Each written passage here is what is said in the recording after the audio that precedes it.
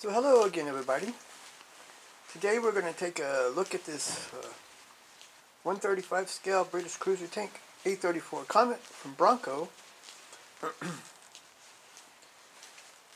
Bronco seems to be a pretty good company. Taking a look at a couple of kits already, I think. At least one. And they look pretty good. So here we have this on the side here shows we have some photo etch and a pretty nice decal sheet, or a lot of decals. So here on the side you see there's a high quality decal for yeah, photo etch parts and a decal sheet with a lot on it.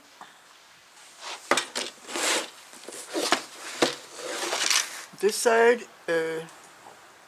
showing some of the assembly or some of the detail. We have separate piece track links. I'm not really sure what this is. Probably showing the photo etch. Interesting way to do box art. It actually looks like a drawing of the built model, I guess.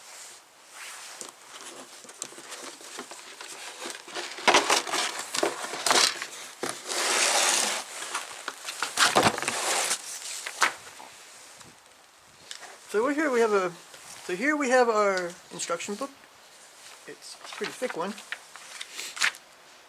Paint chart. Our sprues. There's 1, 2, 3, 4, 5, 6. 113 of these, which are the tracks.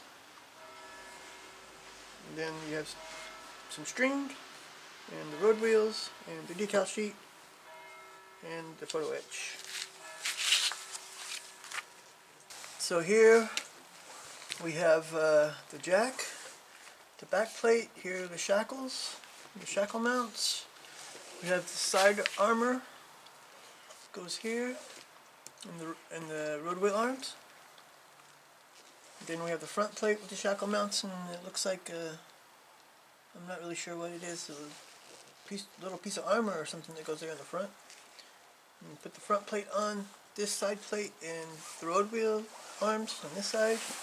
Then we have the idler arm, the road wheels, and the sprocket to assemble. And then we're putting them on here.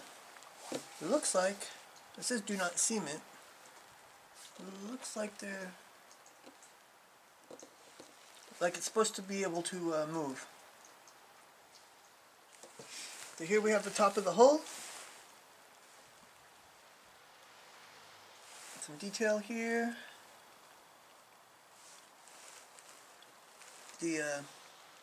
Lots of little details.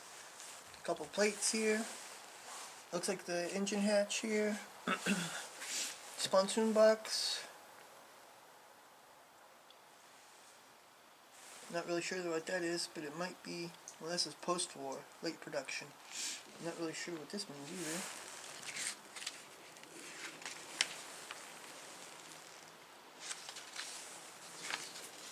I don't see nothing there. Maybe P. The PE part. Okay. And then we have some more detail on the top of the hull. Here, this cover for these vents. Some little details there.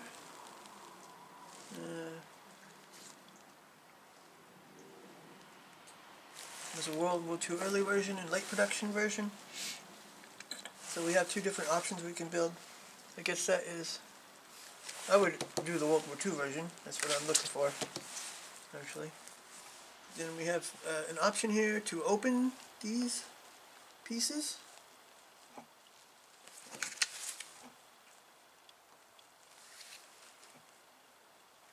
You have these side parts here. It looks like the hatches. The lights. Some more detail here. Lights and stuff. Here we have this front plate with the machine gun. It goes here. And these fender sidewalls here. And some more small hull detail there. Here's the instructions for this front plate. And the gun.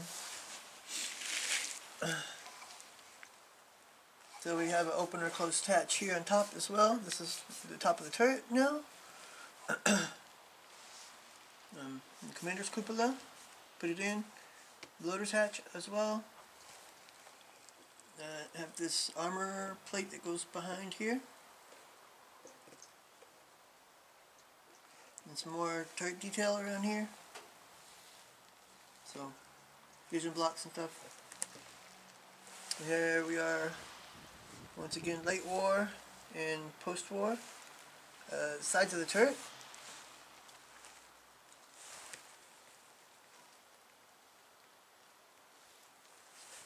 The other side as well. Then we put those sides on. Here's the bottom of the turret, the back of the turret. Here we're building the gun together. We have, it looks like a full gun there. And everything. So here we're putting the top of the turret on and just blowout panels. I don't know if they're blowout panels on, if they had them back then, but that's what they are these days in the back. This is then here for the back here. We have late war and post-war. This is like the infantry radio box, so we have some lights and stuff in the back as well. Then we put the turret onto the hull. We have the mud flaps here in the back. An antenna. Again, antenna. There's a channel to put in here with heat. It says, make the antenna plastic frame channel with the heat of fire. Make the wire plastic frame channel with the heat of fire. So I guess you're supposed to melt little pins in there, little marks in there to get them in there. The same, early and late war. Then we have here Option 1, Iron Duke, 1st RTR, 7th Armored Division, Germany, April 1945. Which, I like that one already. Cobra, 3rd RTR, 29th Armored Brigade, 11th Armored Division, Northern Germany, March 1945. 3rd RTR, 29th Armored Brigade, 11th Armored Division, Belgium, March 1945. 3rd RTR, 29th Armored Brigade, 11th Armored Division, Germany, 1945. 3rd Royal Tank Regiment, Sek Kong Kemp, New Territory, Hong Kong, 1957. And Finnish Armored Brigade Training Unit, 1961 to 1980. I think I would probably make the Iron Duke version. So here we have our decal sheet. You see there's a lot of markings, a lot of bright colors, which bright colors are kind of weird on a tank. But I've noticed a lot of the markings on British tanks are kind of bright. I don't know why. I think if they wanted to use red, they would use a darker red.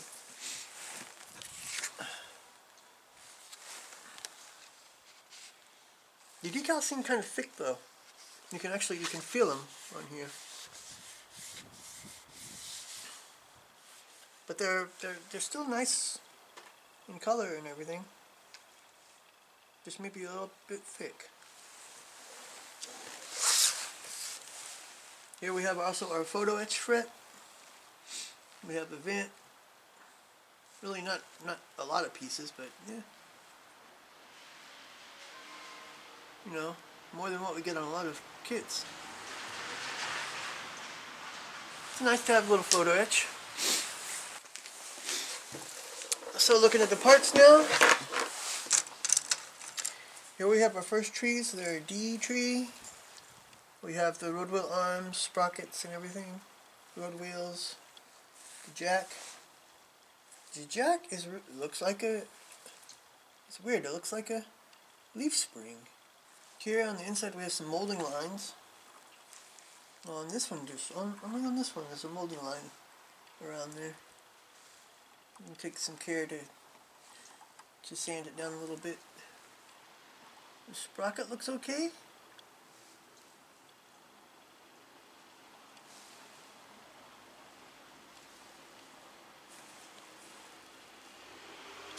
No pin marks on the back. That's one plus already. Little flash here, you're gonna have to clean out the inside of there. Just simple, with a knife, finished. Same thing here. Everything's pretty okay. So the road wheels and everything look pretty good. So here we have our hull, the top of our hull, the side pieces, and the gun tube. Gun tube. A little flash there. There's one little piece actually. Let me see right here. It's kind of boom, big. It's gone now. A lot of pin marks on this side, but you know, it's not going to be a problem. Not going to be seen. But the top looks pretty good, I think. You have some good bolt holes over here, bolt heads. Here's some bolt heads and screws and stuff.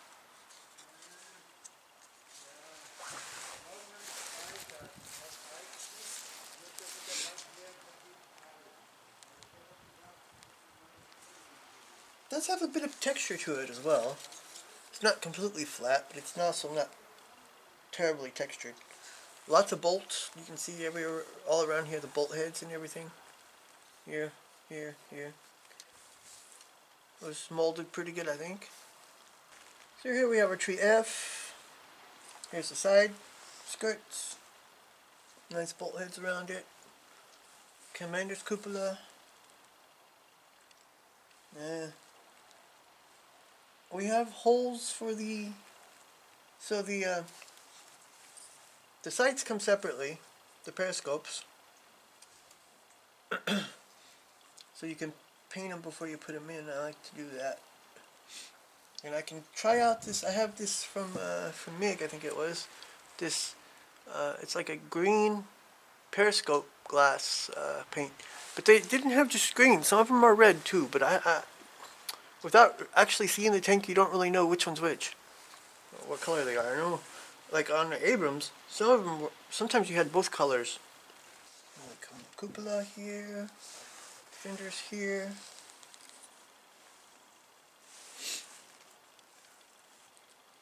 It has quite a few parts. Here's the shovel too. Pioneer tools, always got some Pioneer tools. Nice detail on it. So take a look at a couple of track links here.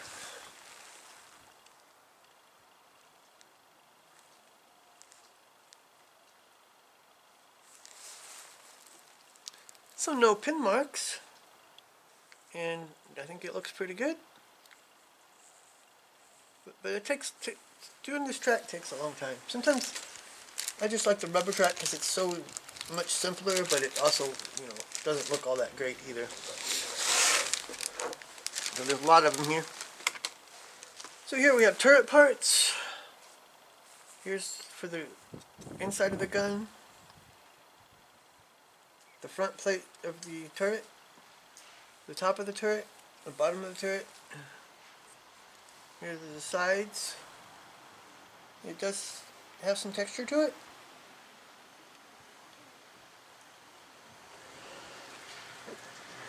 It looks more like, I don't know, cast turret or something. It doesn't have a lot of bolts or anything.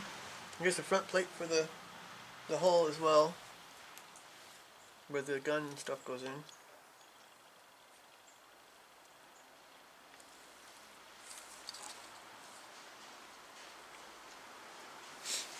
The parts look pretty good, I think.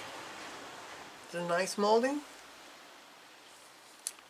Very, very little flash. I saw like 2 little pieces, which is no problem. Nice detail around here, and it is textured. It's not like it's not a smooth plastic. It's a textured plastic. Not really a lot of texture, but it's there. So that's also a plus. So here's the last bit. We have the bottom of the hull, the idler wheels, which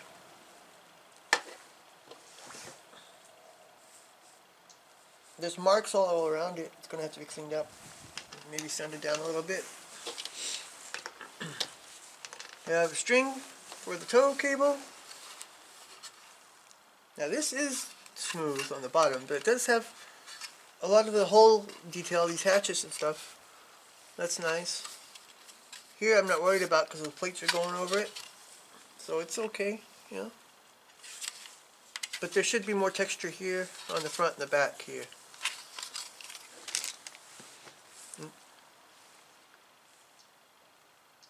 The idler wheels look good too, except for you have to clean them up. It looks like they were taken off a tree here. There's just marks, cut marks here, or you know, where it was attached.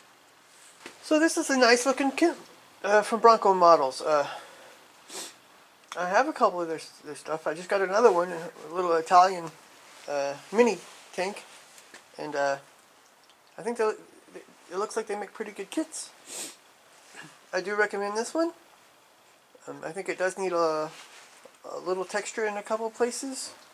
I don't see any major faults to it. So I do recommend this. So thanks for watching. Please like and subscribe. And next time we'll be taking a look at a kit that I built. It's a T72B from Zvezda in 135 scale. I built it a long time ago, probably about 2000, 2001. A couple years ago I repainted it. I think it turned out pretty good. It's no longer Russian, but East German. I got the paint scheme from a Cold War, a book on tanks from the Cold War. So until next time, bye.